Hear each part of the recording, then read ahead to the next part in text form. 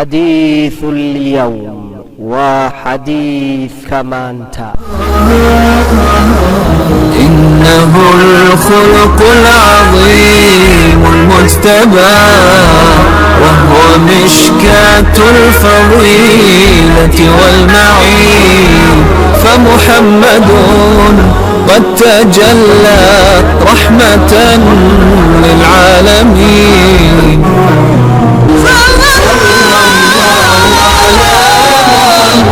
صلى الله عليه وسلم صلى الله على محمد صلى الله عليه وسلم صلى الله على محمد صلى الله عليه وسلم.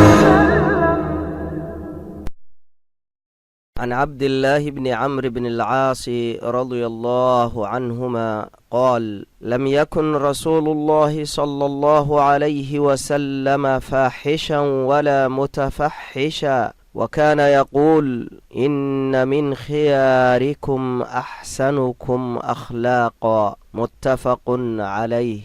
waxaa laga wariyey cabdilaahi bni camr bni alcaasi, ilaahay labadoodaba raalliha ka noqdee, inuu yidhi: ma ahayn rasuulkii alle mid waxa xun ku hadalkiisa ama samayntiisa dabeecad u leh, mana ahayn mid iska doondoona oo isku kallifa xumahaas. wuxuuna odhan jiray: kuwiinna idinku dabeecadda wanaagsani waa kuwa idinku akhyaarsan. waxaa isku raacay soo saarkiisa bukhaari iyo muslim.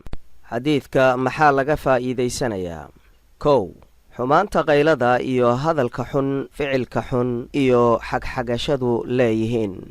2.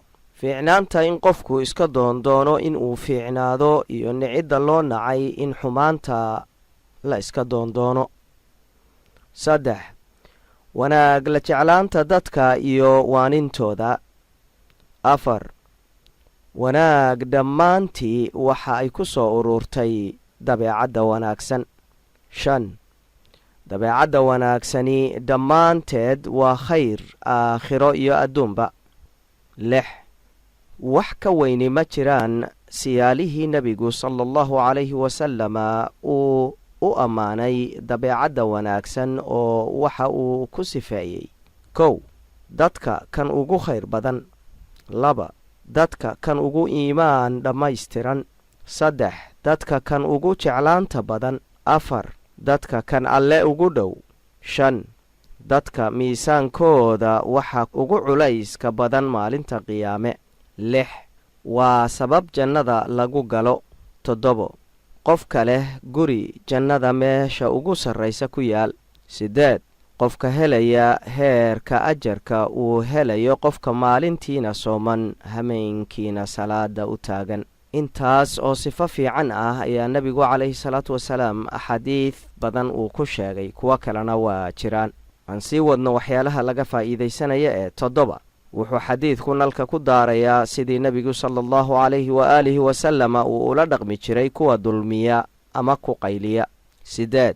wuxuu ina xusuusinayaa in loo soo saaray nebiga sala allahu calayhi waaalihi wasalam inuu dabeecadda wanaagsan dhammaystiro, uuna sidaas ahaa. 9.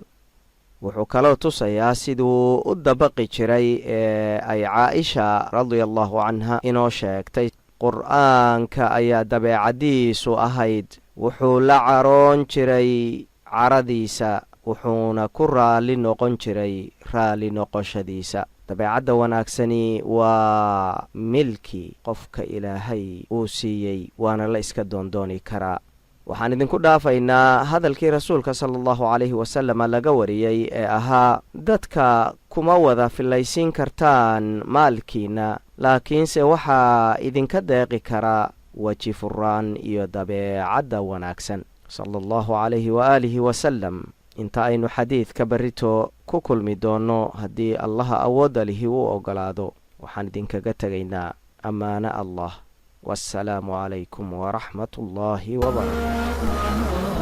إنه الخلق العظيم المجتبى وهو مشكاة الفضيلة والمعين فمحمد قد تجلى رحمة للعالمين.